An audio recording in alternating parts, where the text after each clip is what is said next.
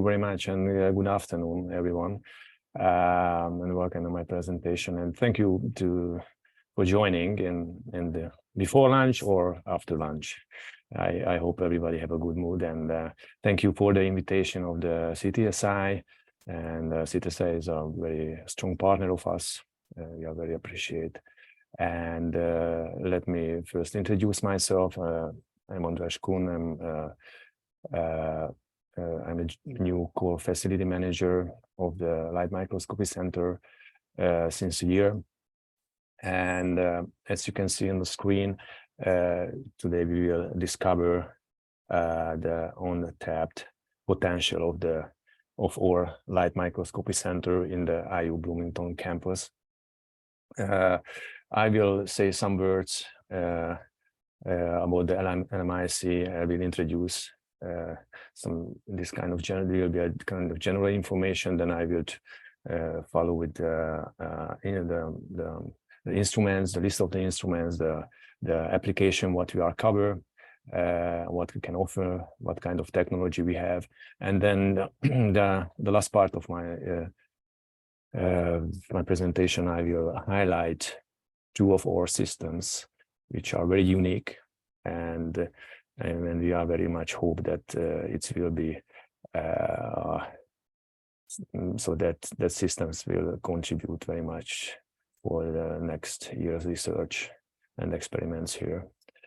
Okay, so let's go to the first slide. So our mission, how it was and how it is still, that we would like to provide a user-friendly access for state-of-the-art microscopy systems for the IU community, and also for other research communities connected with IU or CTSI, and we are also accepting external users. So we would like to promote the development of the researcher. They are knowledgeable or already confident with the microscopes, and but we are very flexible.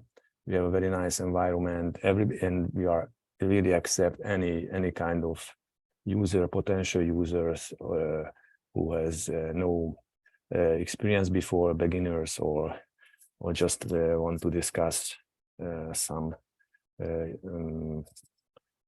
issues about microscopy. And so it's a kind of consultation what we are doing. We are helping very much to build up experiments, design experiments, and help to choose microscopes and techniques. We offer trainings. We have some general trainings. This is something how we start. If somebody is coming to us, it's usually 2 hours trainings for a dedicated system. We have we have microscopic courses. We have a spring course, advanced microscopy course, lectures and hands-ons also. We are helping the image processing. That is something what I would like to emphasize. So it's a kind of help we cannot do. We have we have no capacity and for proceed and follow all the topics what here we faced. So it's really a help we can really do, but we cannot solve, and we cannot finish the project. So we have a 24 hours availability. So access is 24 hours after training. So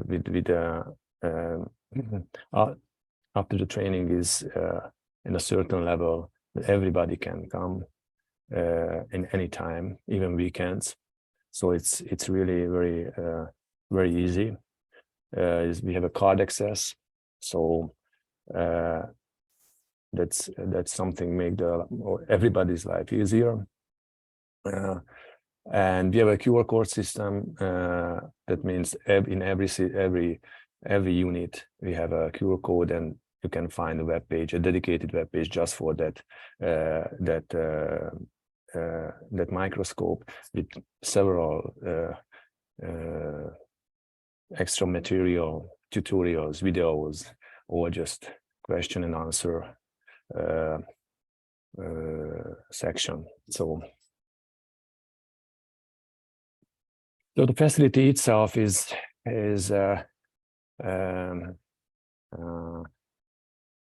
have a broad range of microscopes, and we are trying to cover from the macro for the tissue specimen level until the highest resolution what is possible now with light microscopes. So we have stereo microscopes, we have scanners, we have bright field, wide field microscopes. But I will go through later on in my presentation. But really, it's very difficult to find something what we cannot cover.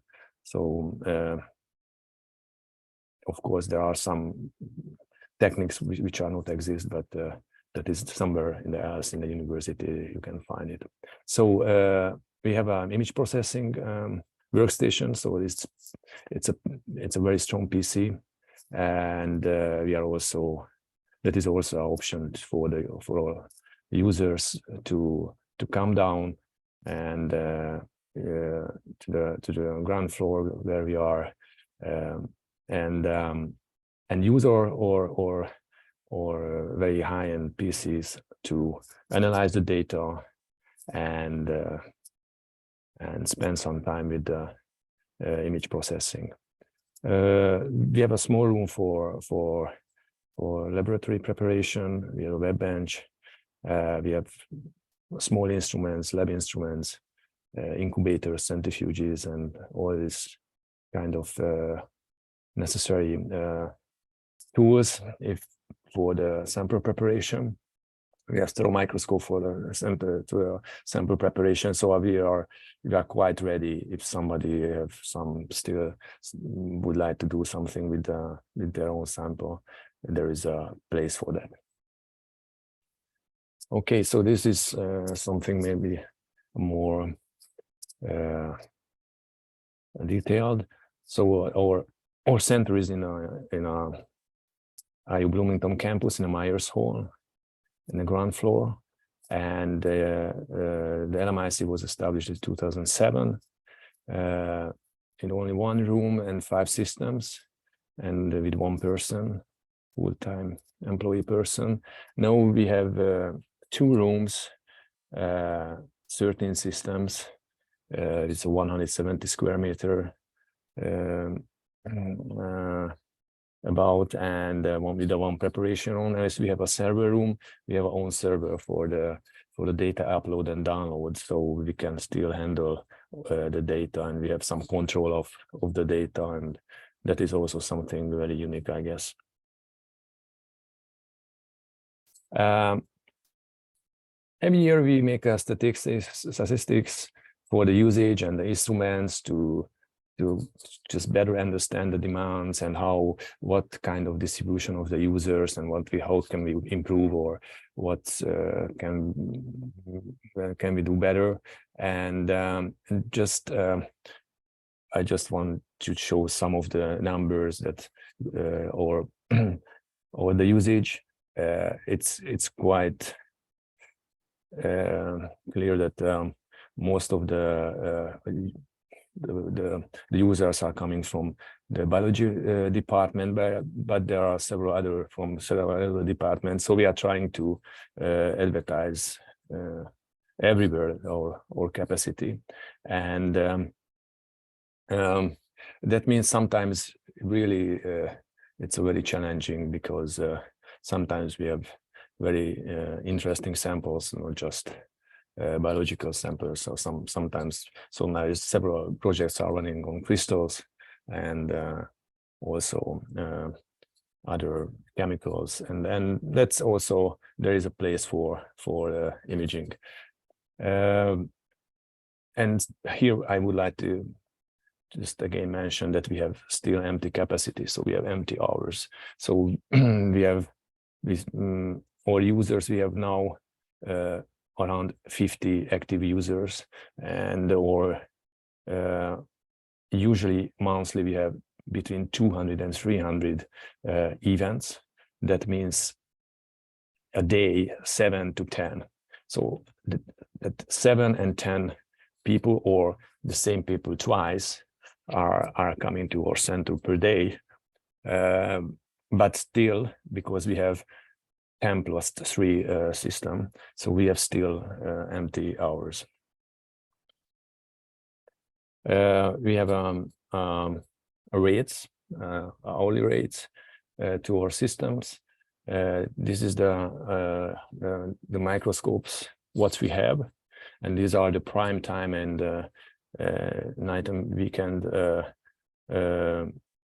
hourly fees. These prices are calculated from the running maintenance, running cost, repair. I think these are quite fair prices. We're using the iLab management system for scheduling, for the administration, and also for the billing. And we are billing monthly. And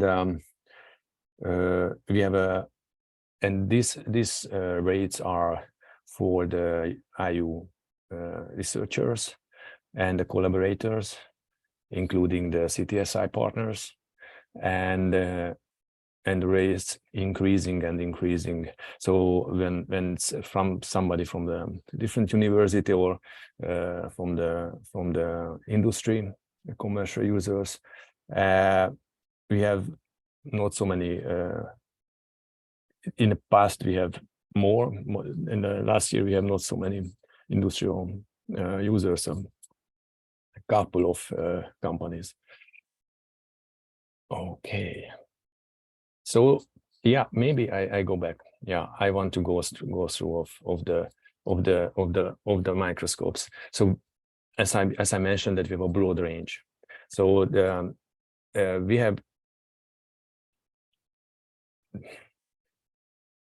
have upright standard upright microscopes and inverted microscopes, and for biological research. So we have microscopes for wide field fluorescence application, imaging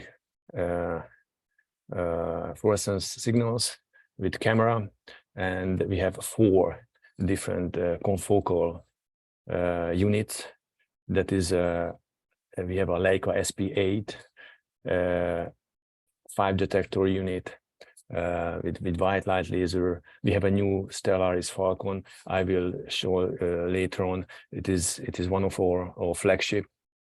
Now we have a Nikon filter-based confocal system with the turf.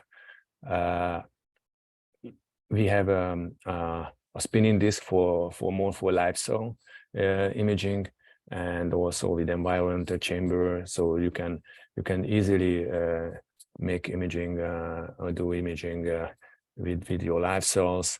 And we have a very nice tool, our super resolution system, the OMAX Delta Vision SIM system, that I will also highlight in the end. So 2 systems will be highlighted, and 2 systems will be introduced in a way to understand why it's unique and what and how it can be utilized, and what is the technology behind what you can use or everybody can use, and hopefully with get some information out from the sample and have a nice publication. So we have a slide scanner for the routine cytological studies, and we have a stereo microscope, fluorescent motorized stereo microscope, so you can really have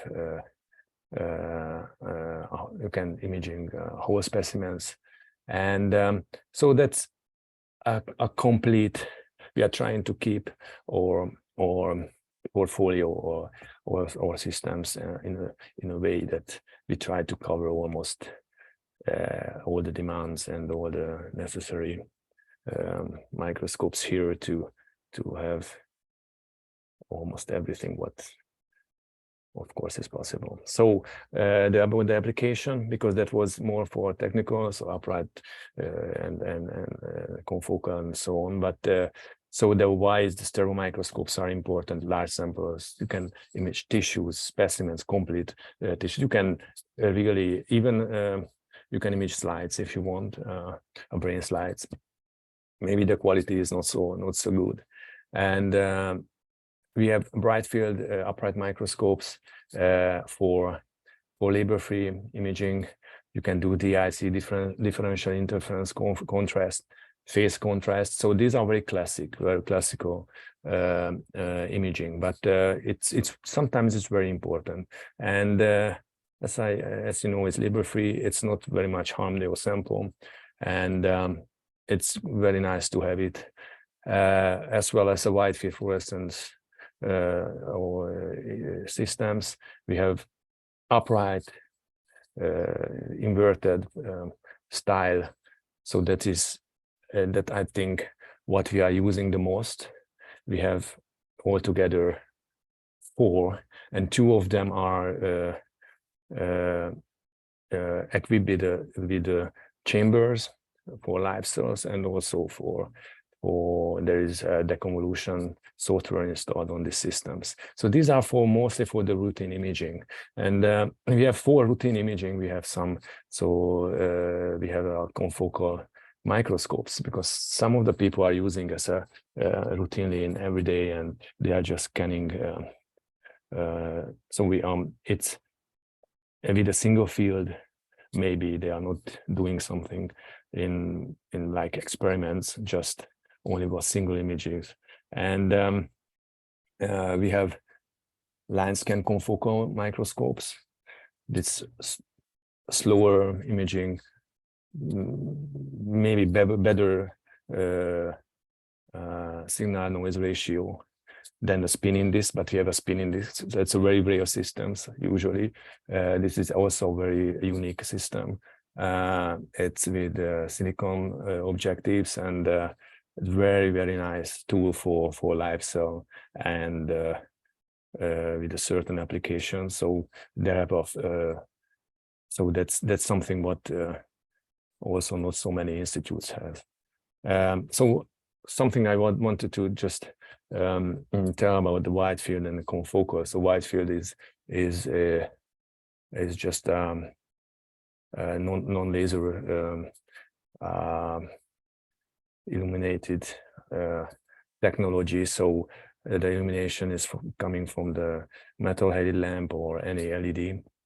The confocal is a laser-based system, and so lots of people are using confocal instead of wide field. But I would like to. I always emphasize and telling the people is more complementary. Is not substitute. It's not something what is the same. It's just better quality or something like that. No, it is different. And so I encourage everybody to come first to the wide field systems, check the sample, and then move to the confocal. And now we have. So there was that was the previous slide was a simple, more for routine imaging, and what we're offering for application-wise for the more complex, multi-dimensional live cell advanced imaging as a time lapse. So we can do movies, multi-point, different places with a motorized stage, and we can do it in wide field, and also with confocal. We can do FRED, fluorescence resonance energy transfer. So you can measure or you can estimate this distances between molecules, because based on electron transfer, it's most of the application is it's about the proteins organization and the colocalization, kind of this distance calculation. We are very strong of TIRF. That's a total internal reflection microscopy. We have 2 systems now. We have a very nice system from Nikon, and even nicer system for OMX with a that the turf is a near field. It's a near field microscopy. It's illuminating a very thin layer of the below the cover slip, so you can have very nice signal and noise ratio. You can get a very nice and very detailed image almost below the resolution limit in Z, especially in from your membranes, your membrane proteins. You can track single molecules in that range. So it's a very nice tool. And also we have two systems for using FRAP, or already three systems how we can do FRAP. The FRAP is a fluorescence recovery after photo bleaching. That means you can burn or bleach a certain place of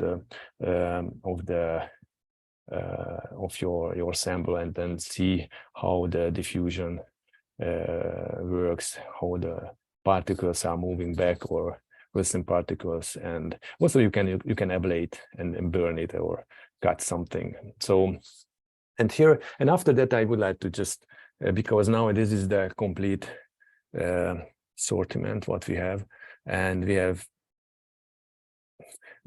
have two systems which are really unique, and I think that's also a main something like we are also doing here, that we are trying to cover all the demands and the general use.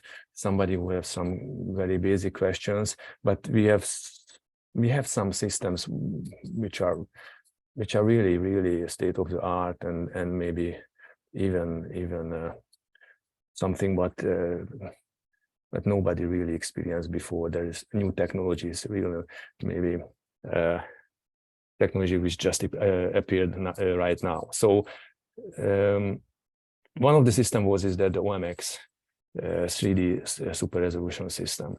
It was it was purchased long years ago, but at that time was a revolution of the microscopes, and it's a super resolution, means it's going down a very high resolution, and almost the double the resolution that we can achieve with a normal microscope. And you can and it's a solution really for three-dimensional with very average, very common dyes, and in a very fast imaging speed. And in the same time, you can make turf imaging, so different modalities together. So this was a very powerful system in that time.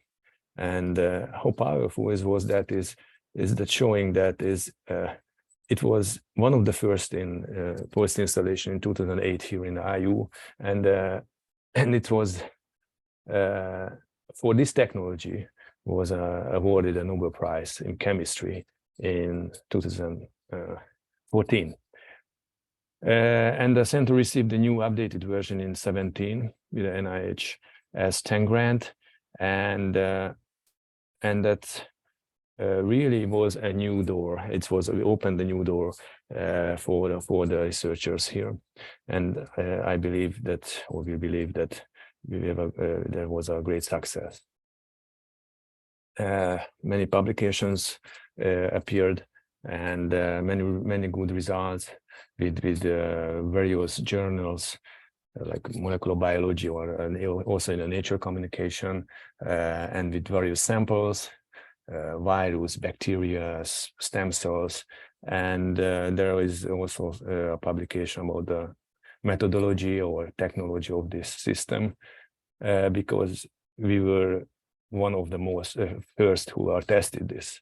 So that is something really a big advantage, technology advantage for the researchers, and that we always keeping this in our mind.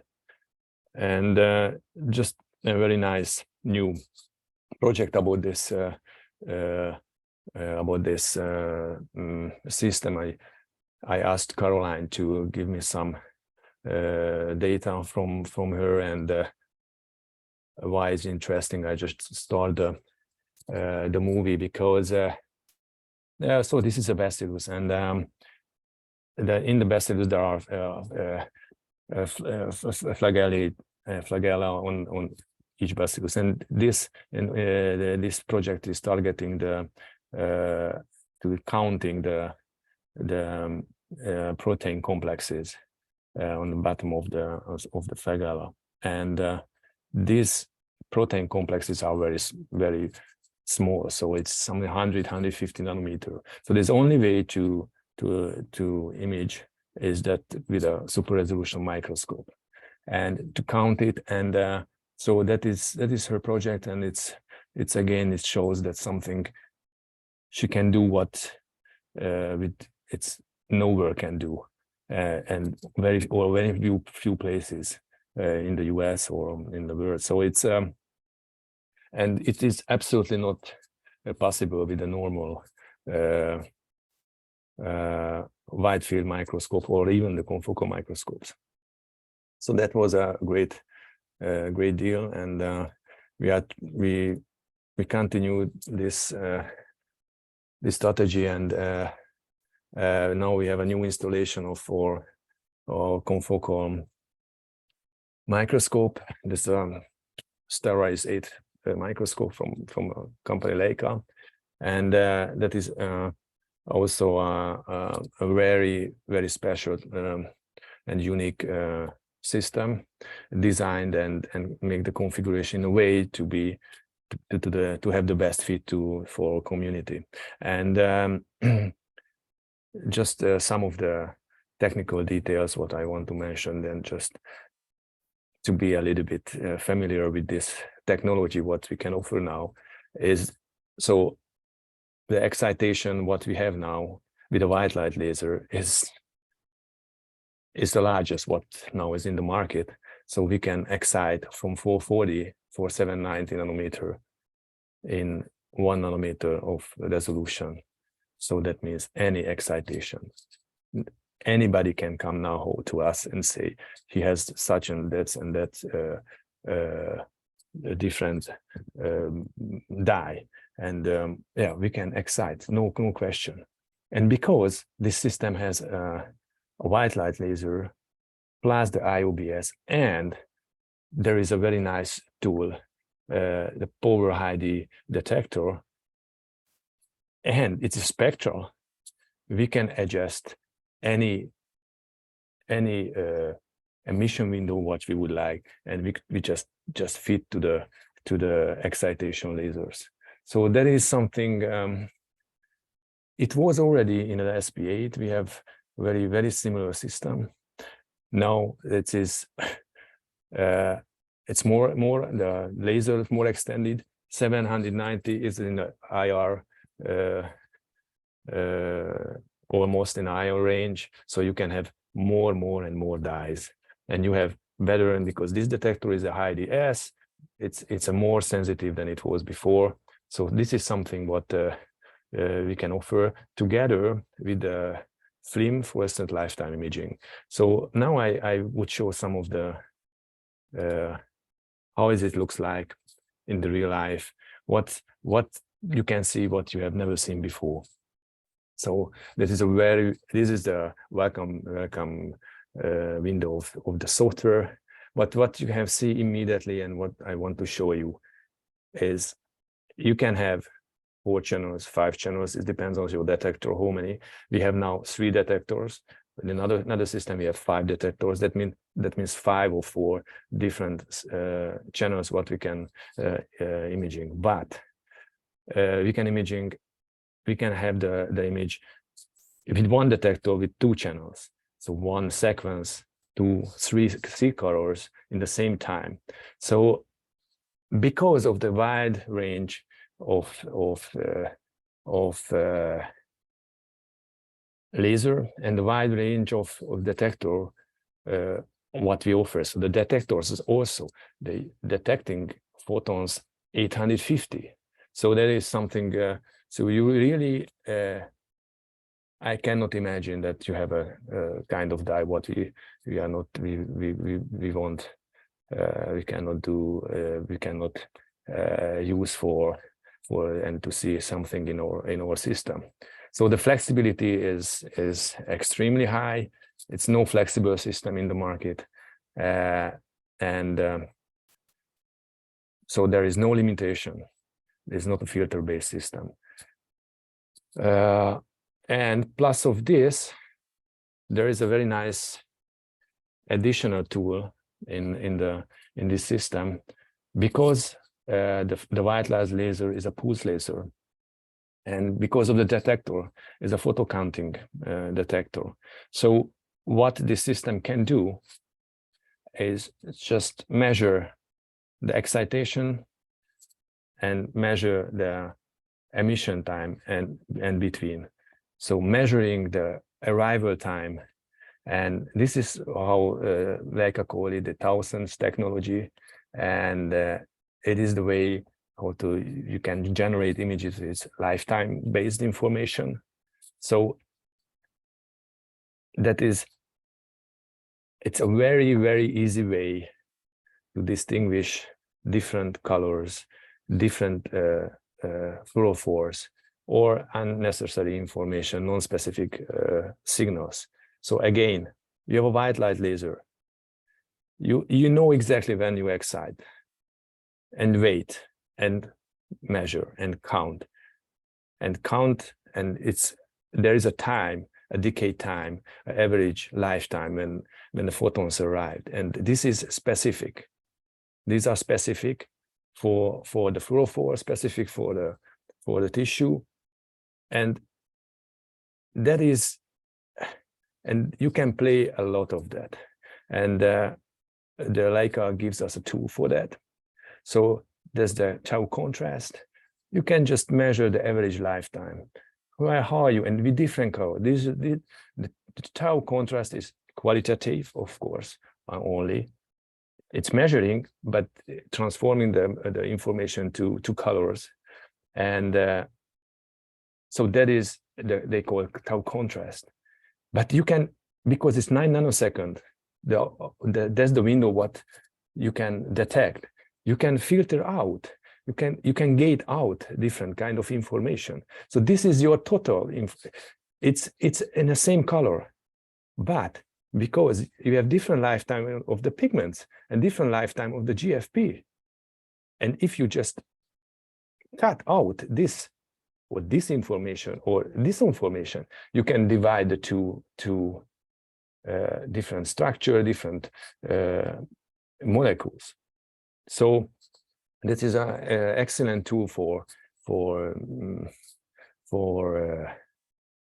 removing reflections or autofluorescence or any kind of not intended information. Not something what you are not expect, and you can really see it is what you have there. Is this your label fine, or this is something coming from different part of your sample? So, and there is some automatic tools for that.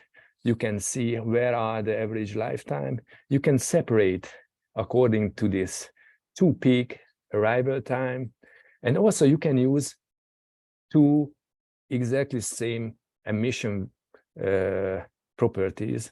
So there is, if you have 2 same excitation, same emission dye or any kind of labeling, you can differentiate the 2 because of based on the lifetime. So that is a very nice extra, and of course this tool can multiplicate your channels, and finally you can have 4, 5, 6, 7, 8, 9, 10 channels according to your specimen, and that is, it's amazing, and it's something completely new to hear, and I think we believe that is give us a new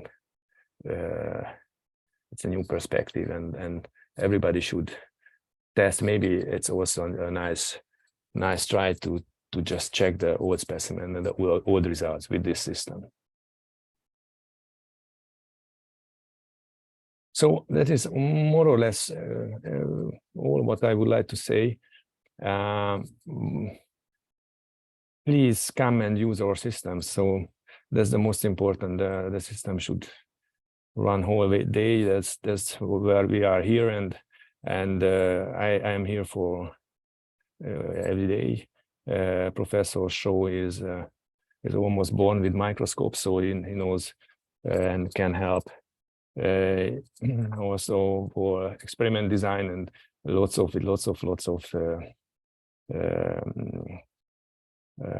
expertise. So it's I think it's a good team for and we really need more users and more projects to be more successful. Okay. Thank you, Andras. So if anyone has a question, feel free to unmute yourself. Yes, I want to ask this question. You know, whether in your center any technician can help to, you know, with the like tissue clearance, you know, transparency technique. Mm-hmm. No, we have no capacity for that, but we have some project here. We are just trying to do something with plants, and but nothing with.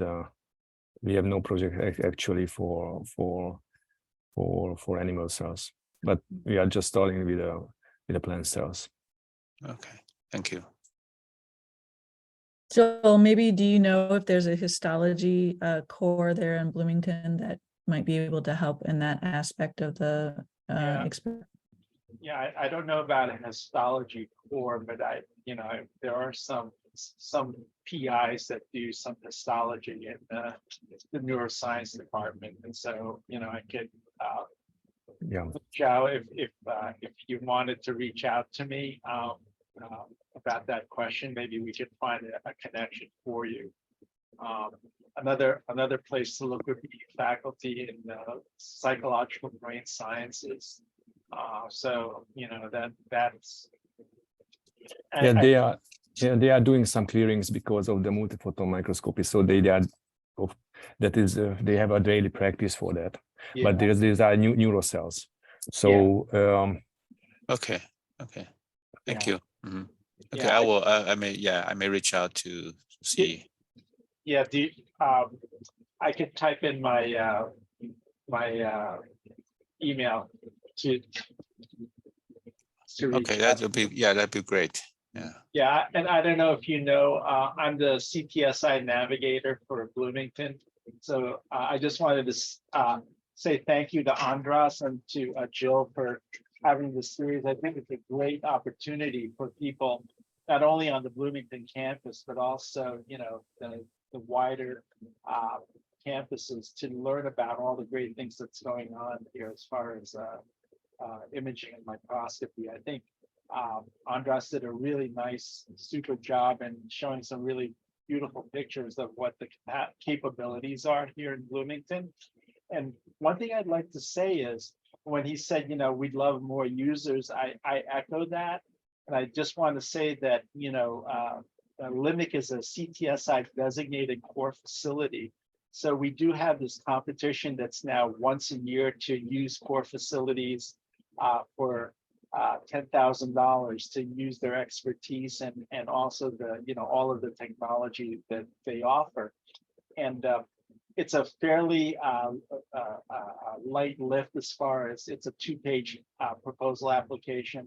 And I would encourage, even if the next one is going to be in the fall, but I would encourage anyone who's interested in knowing more about the facility and things that Andras does on his expertise to please reach out to him. I think he's a great resource. And speaking for myself, I go there on a more or less regular basis to use the simpler scopes, but I really appreciate the way he's laid it all out as the new manager of the facility. So thank you for the presentation. Thank you very much, and have a nice weekend and holiday. Yes. Any other questions? I have a quick question. Sometimes I found challenging to do some, segmentation analysis. Some are easy, but some particular applications are kind of very difficult. And you have to probably read papers and go through and try to match that. I don't know if Andras, you have some experience in segmentation, for example, for in my case. Yeah. So for this kind of image processing, it is not something what we are doing here, but I have some experience. So I have my previous life, and now most of the people are doing Fiji, and so base of every segmentation is it's a good image.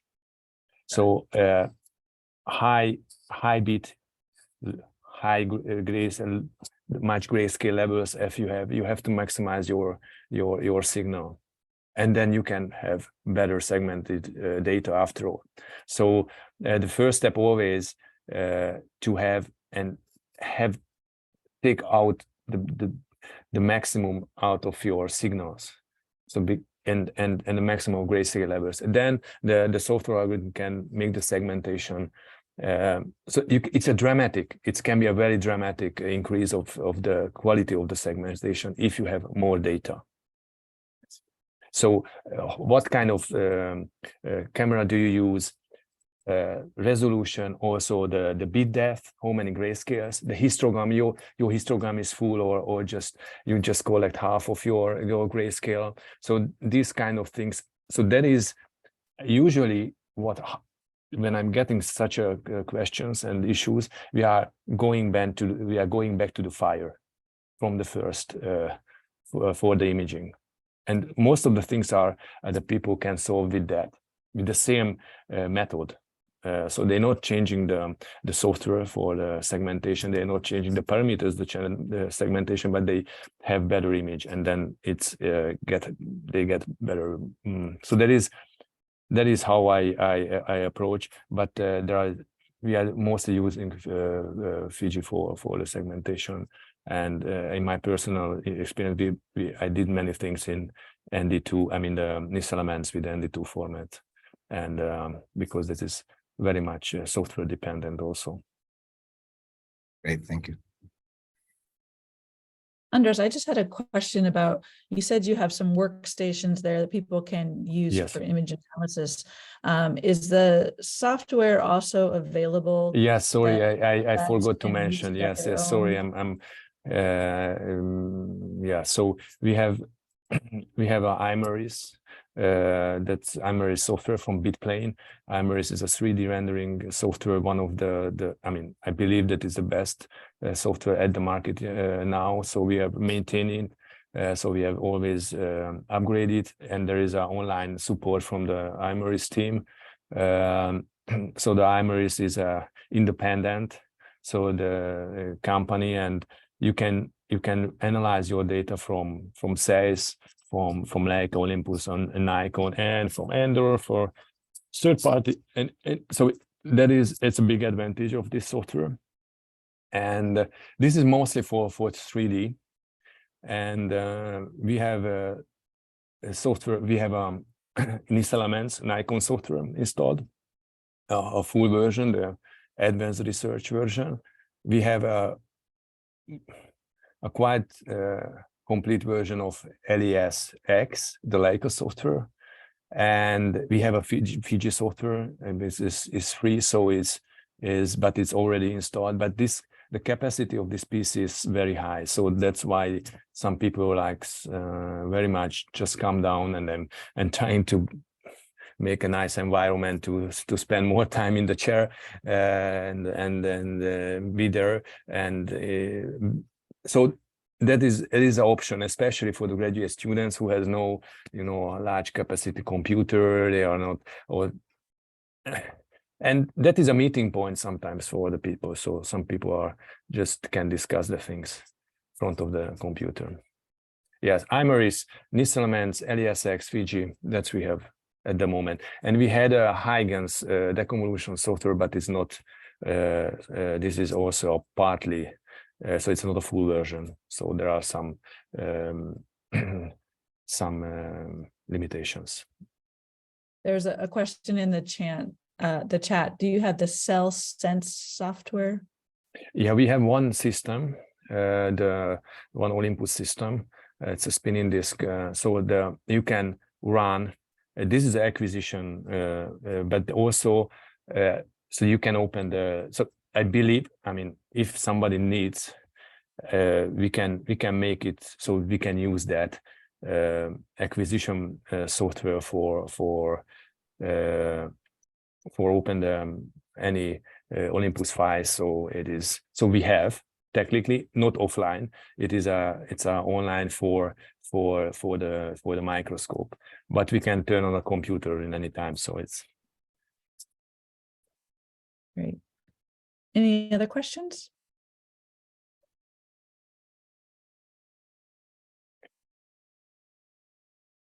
Well, I don't see any more. I'd like to thank Andres again for presenting and everyone for attending. And I wish everyone a very happy Memorial Day weekend.